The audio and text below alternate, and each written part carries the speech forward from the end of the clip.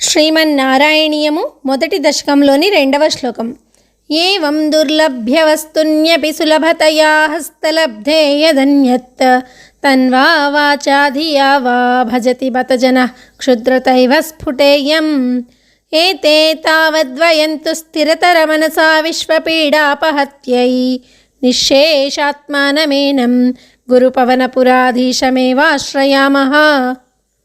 ఇంతకు ముందే పేర్కొన్నట్లు పరమాత్మ పరమదుర్లభుడే అయినప్పటికీ జీవులపై గల కరుణ వలన చేతికి అందునంత చేరువుగా ఈ గురువాయూరు పట్టణంలో వెలిసి ఉన్నాడు.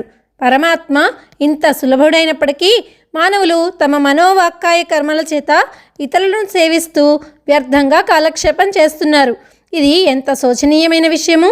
కానీ గురువాయూరు పట్టణంలో వెలసి ఉన్నవాడు సమస్త ప్రాణులకు ఆత్మస్వరూపుడు అయిన ఈ శ్రీకృష్ణ పరమాత్మను మాత్రమే తాపత్రయాలు తొలగొటకై స్థిర చిత్తంతో ఆశ్రయిద్దాము అని నారాయణ భట్టతిరి ఈ శ్లోకంలో చెప్పుచున్నారు.